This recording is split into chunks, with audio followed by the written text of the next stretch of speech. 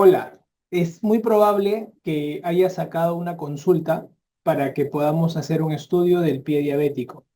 Quiero que en esta ponencia puedas tomar en cuenta todos los datos que voy a dar, porque va a ayudar a que puedas orientar todo el plan para que tú evites una amputación. Esta ponencia, el objetivo es evitar una amputación.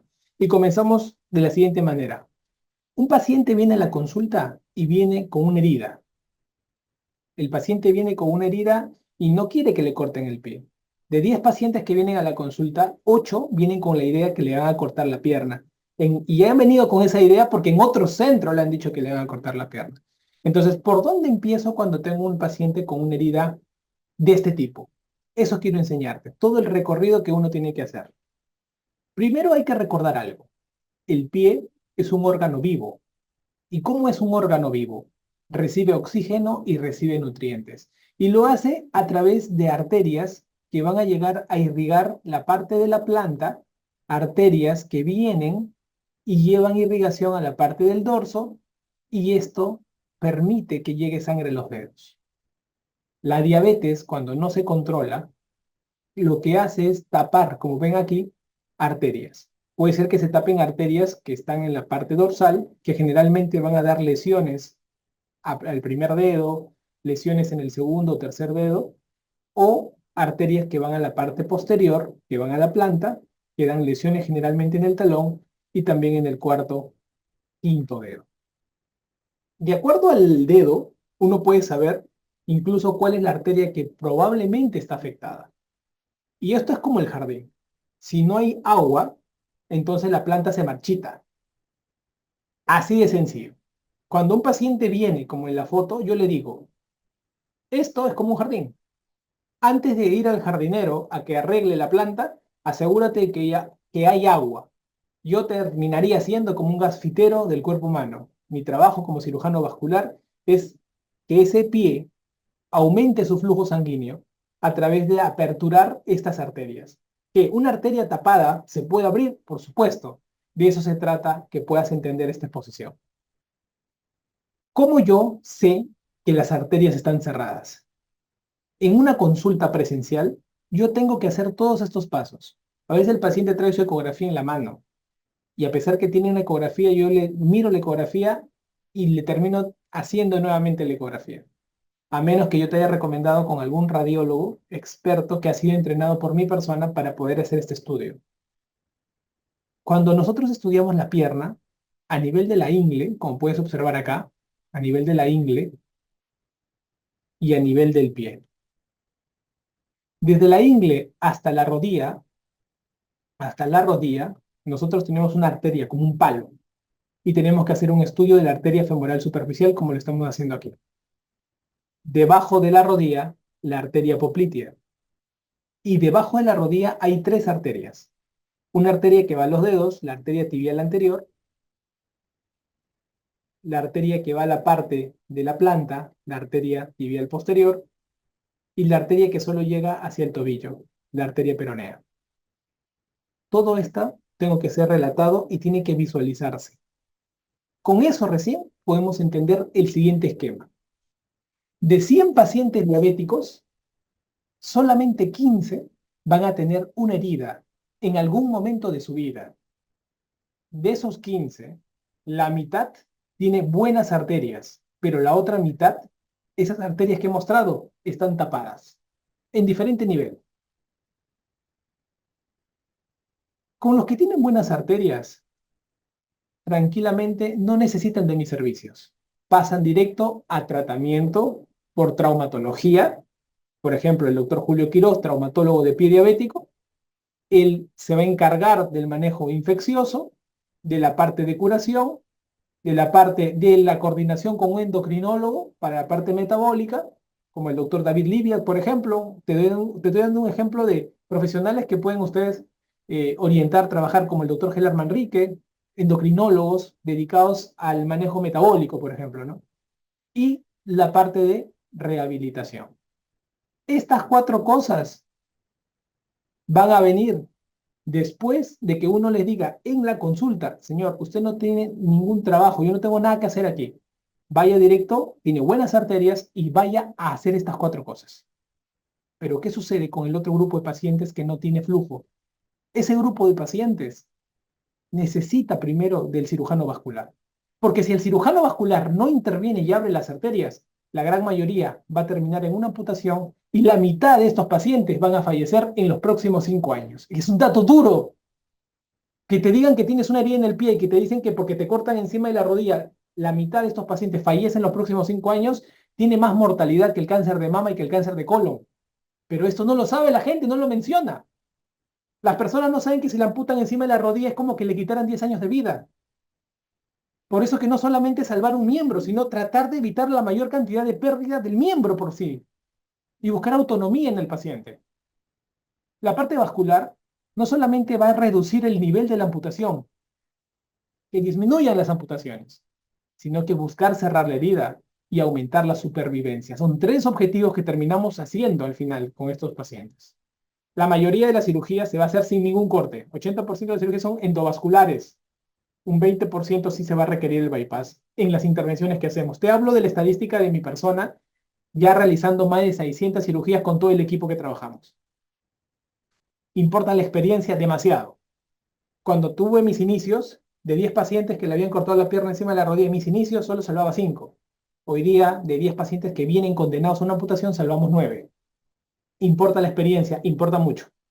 Pero también importa la comorbilidad. Si es un paciente que tiene muchas enfermedades, lógicamente va a reaccionar peor que otro que tiene menos. Es importante recordar que las intervenciones vasculares son con anestesia local, totalmente despierto el paciente. Se hace ambulatorio, se opera, a las 12 horas se va a su casa y tratamos de velar el riñón. Si a veces necesitamos usar menos contraste, podemos utilizar CO2. Tenemos tecnología para ello. Con este enfoque, llegamos a la siguiente conclusión. ¿El trabajo del salvataje de pie diabético recae en una persona? No, cae en un equipo. Los pacientes que le falta sangre, pues primero vascular, que va a ser determinante, pero luego viene todo el equipo que va a terminar salvando el pie en ese grupo de pacientes vasculares.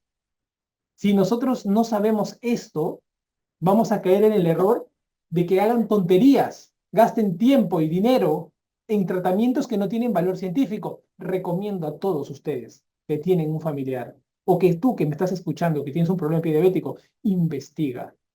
No se dejen hacer tratamientos que no tienen rigor científico.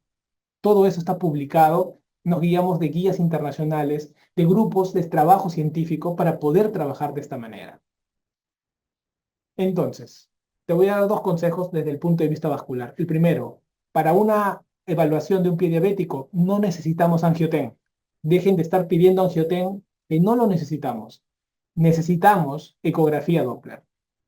En las más de 600 cirugías que tenemos, no hemos requerido angioten. 95% solo con Doppler y en un 5% de los casos requerimos angioten porque tenía una lesión proximal por encima de la ingle, donde es mejor el estudio con angioten. La mayoría de pacientes que viene referido al centro, la mayoría viene por médicos de primer nivel de atención o personal de primer nivel, podólogos, enfermeras, médicos generales y estudiantes. Son los que tienen más acceso a los pacientes, por lo cual es muy importante esto. La mayoría deriva porque encuentra que en una ecografía Doppler que le ha dejado cualquier médico, cualquier profesional, cualquier especialidad, ven que hay una obstrucción, y entonces lo derivan por la ecografía Doppler. Y lo que hemos visto también en nuestros estudios es que el sistema de clasificación para poder ver que un paciente con pie diabético, qué nivel de gravedad tiene, que es el Wi-Fi, prácticamente no es utilizado por los profesionales más complejos, sino por profesionales del primer nivel de atención. Y esto en parte me llama mucho la atención porque, ¿qué quiere decir esto? Que hay más probabilidad que un paciente que llega a un estudiante de medicina hoy se pueda salvar que uno que llega a un especialista de cualquier otra área. ¿Y esto se debe a qué? Que la tecnología del salvataje pie diabético tiene 5 a 10 años de máximo apogeo. Y los médicos más antiguos todavía siguen teniendo en mente que esto se amputa. Y los médicos más jóvenes comienzan a pelear por salvar el miembro. Y esto es bastante interesante y tiene que ver mucho porque el Wi-Fi, que es la clasificación que más se usa en el mundo, salió en 2013-2014. Estamos hablando de los últimos 10 años. Por eso que es muy importante tener esto en consideración. Cuando el paciente viene a la consulta, le tengo que hacer un estudio Doppler. Y justamente Acá estoy con un poco de los formatos. Estoy justo en el consultorio y tratamos de tener un formato para cada pierna. Para la derecha, un formato para la izquierda. Entonces, con estos formatos, yo voy a poder analizar la obstrucción. ¿Qué nivel de obstrucción tiene? Pero no solamente hasta el tobillo. Ahora hacemos ecografía de tobillo para abajo. Vamos a estudiar cada nivel de arteria que comprometa a cada sector. Son 4 lugares de compromiso debajo del tobillo, que se llama técnica PAT. Es ecografía avanzada, que ya estamos compartiendo a mis alumnos de posgrado de San Marcos. Me invitan a dar las clases de radiología para radiólogos de San Marcos en posgrado, y justo les toco yo este capítulo del PAT, porque con esto nos permite tener una mejor precisión a la hora de la revascularización. Porque arterias debajo del tobillo antes nadie le da importancia, solamente aseguraban arterias grandes hasta llegar al tobillo.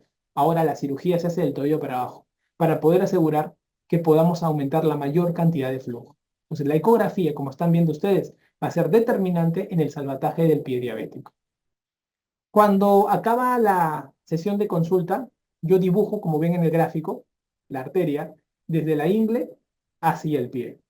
Voy a hablar de las velocidades que están ocurriendo en cada sector, velocidades de flujo, y también hacemos el PAT, como están viendo ustedes en la siguiente gráfica. Tenemos que aprender a clasificar en Wi-Fi, que es la clasificación de pie diabético, y la clasificación GLASS, que es una clasificación anátomo-vascular, para poder ver qué tipo de cirugía vamos a proponer en la misma consulta. En la misma consulta. Es la gráfica que nos va a ayudar, y nos va a ayudar mucho más que un informe en texto con fotitos que nadie entiende. 5 pasos del salvataje. Paso 1, vascular, que es mi trabajo.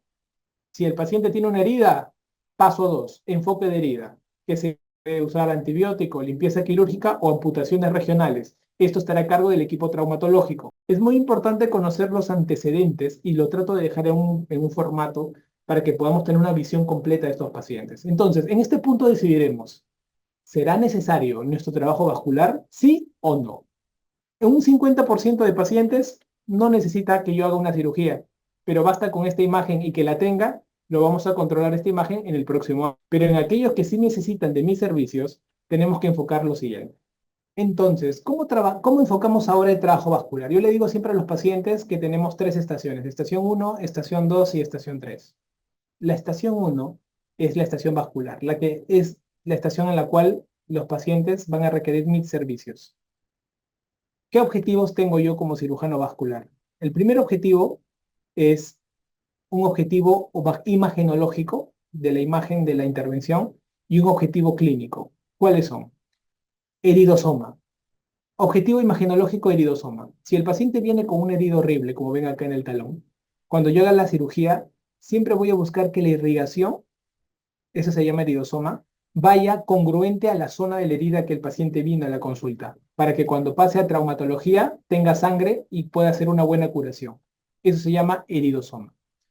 El segundo objetivo es buscar la lesión. Si el paciente viene con una lesión circunscrita, por ejemplo, acá ¿qué estamos viendo? Estamos viendo de que el paciente prácticamente tiene un pie blanco. ¿Y qué es lo que tenemos que buscar? Tenemos que buscar que el pie llegue con la mayor cantidad de flujo, tanto en la parte anterior como en la parte posterior. Entonces tenemos que buscar lograr la mayor cantidad de flujo cuando hay una herida más grande. Cuando hay heridas más grandes necesitamos más arterias. Y de tal manera que el pie pueda compensarse. Este es el segundo objetivo, que es objetivo de lesión. Siempre buscamos lo siguiente, siempre le digo al paciente, el paciente tiene flujo normal, las arterias que se pueden dilatar solo están hasta la mitad del pie. Entonces, si nosotros logramos abrir las arterias hasta la mitad del pie, estamos ganando muchísimo, porque tenemos un 50% de probabilidades de salvar más dedos. Pero si no logramos hasta la mitad del pie la irrigación complementaria, la probabilidad de perder la punta del pie es bastante alta.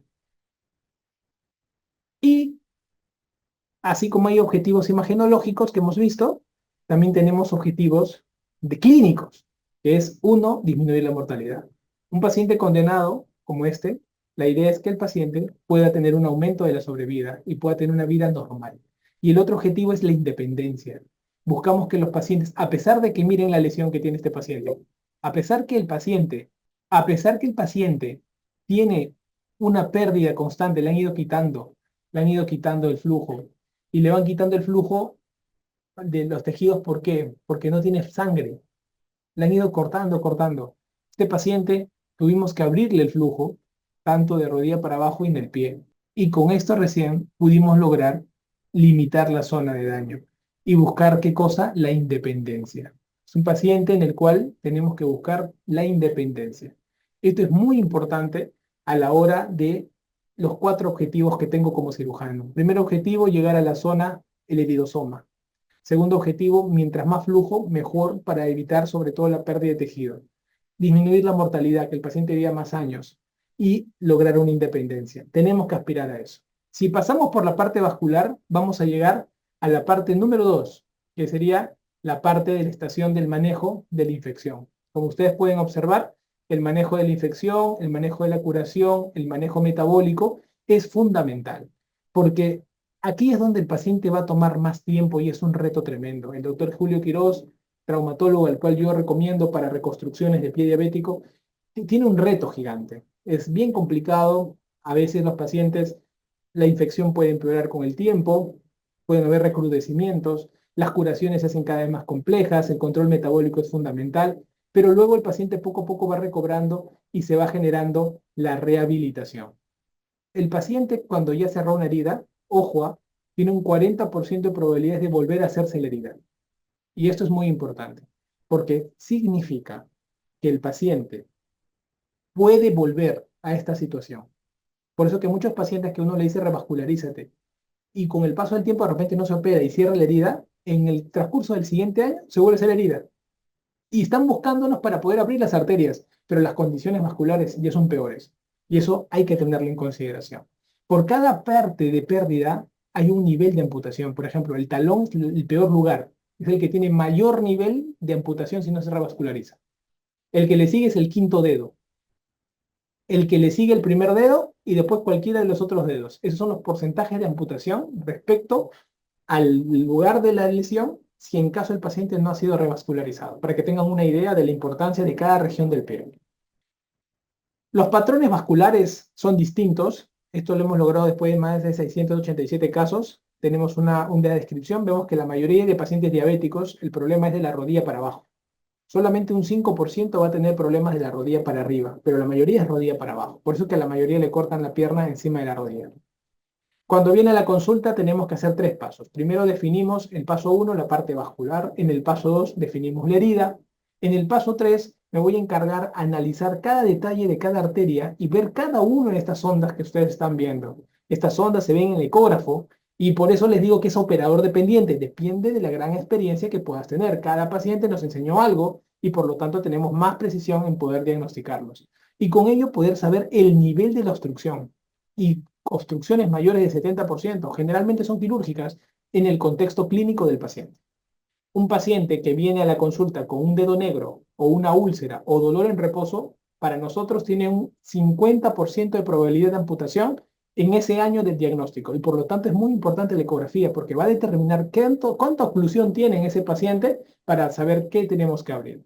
Estudiamos la ecografía del paciente, hacemos el Doppler del tobillo y con ello ya tenemos una precisión clásica para poder lograr y saber si el paciente es tributario o no. Si el paciente es vascular, se queda con nosotros, hacemos la cirugía. Si no es vascular, se deriva para que pase curaciones, manejo infeccioso, metabólico y rehabilitación como hemos conversado. Y de acuerdo a ello, analizaremos el gran paso. Los que vayan a la parte vascular iniciarán este proceso. Reflexionaremos sobre la técnica que vamos a trabajar para lograr ello. El paciente que comencé la charla era este. Entonces, este paciente tenía obstrucción en la ingle, habían intentado en un hospital público operarlo y no pudieron pasar la lesión. Entonces, tuve que hacer lo siguiente. He tenido que hacer una punción desde abajo del pie, entrar por la parte distal y a través de estas guías y catéteres finos, porque esas son las herramientas, y son caras porque son finas para cada tamaño de arteria, tenemos que entrar como están viendo ahí. Vamos a ingresar por la zona del pie, ese era el reto, y tenemos que luego de ingresar por la zona del pie, vamos a tratar de salir por la zona de la ingle, de tal manera que no hagamos ningún corte. Todo hacerlo por dentro, endovascularmente, y las máquinas, como ustedes están viendo aquí, son máquinas que botan radiación.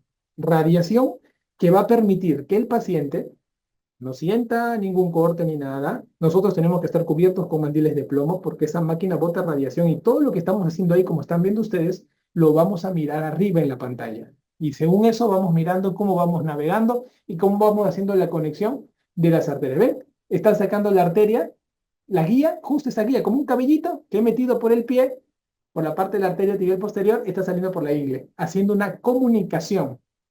Y ahora a través de ese pabilo, ese hilo metálico, vamos a meter unos dilatadores para poder dilatar estas arterias y lograr una comunicación directa de flujo. Entonces, muy importante esto.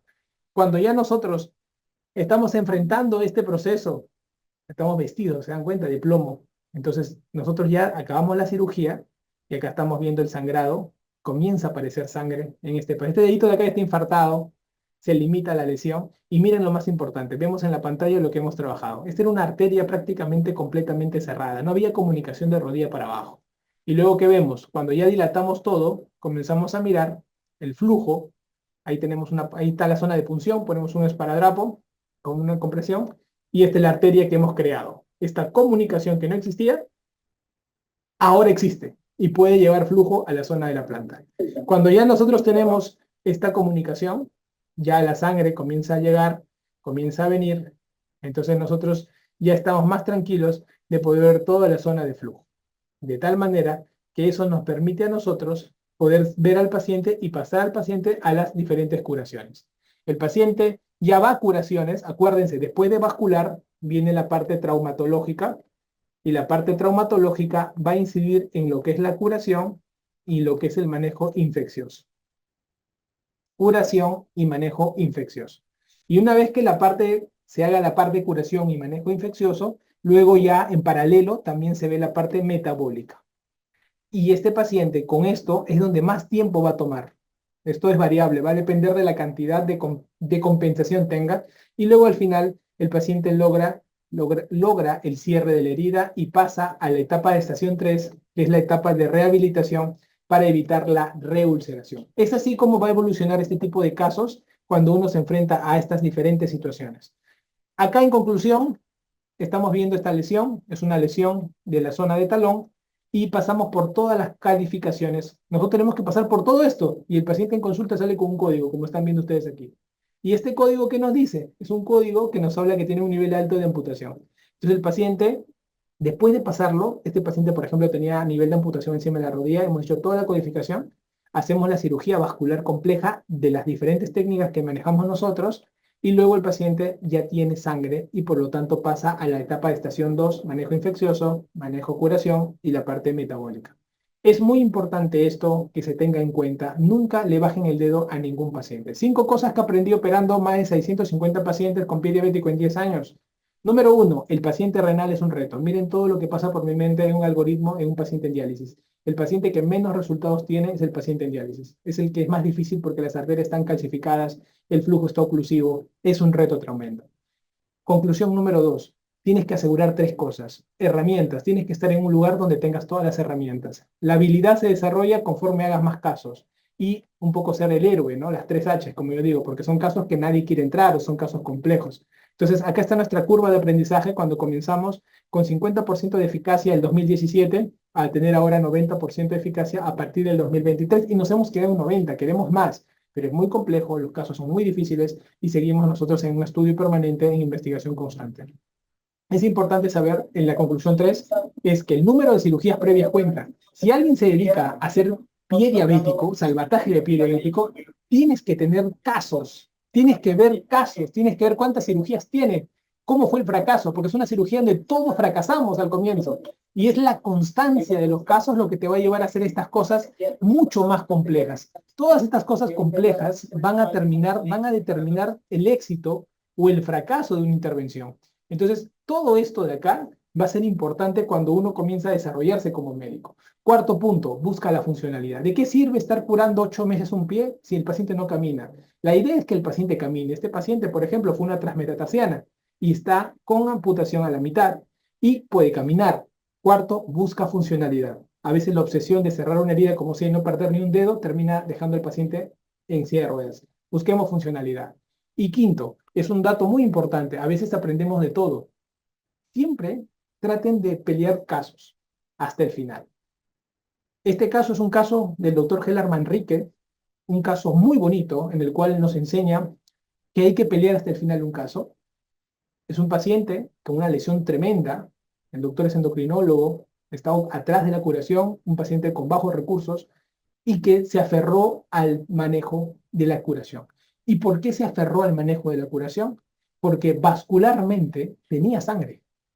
Pero miren, imagenológicamente no. Nadie daba un sol. Vieron esta herida, amputación. Pero vascularmente había sangre. El paciente vino muy bien a la consulta y se le dijo, usted tiene sangre.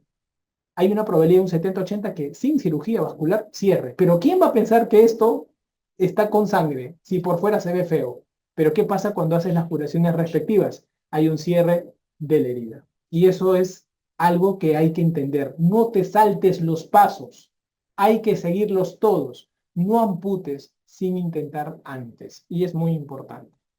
Son más de 600 familias en 7 años y agradecemos a todos ellos la confianza y seguiremos trabajando para seguir mejorando y poder disminuir la brecha de amputaciones. 3 reflexiones de pie diabético que he aprendido.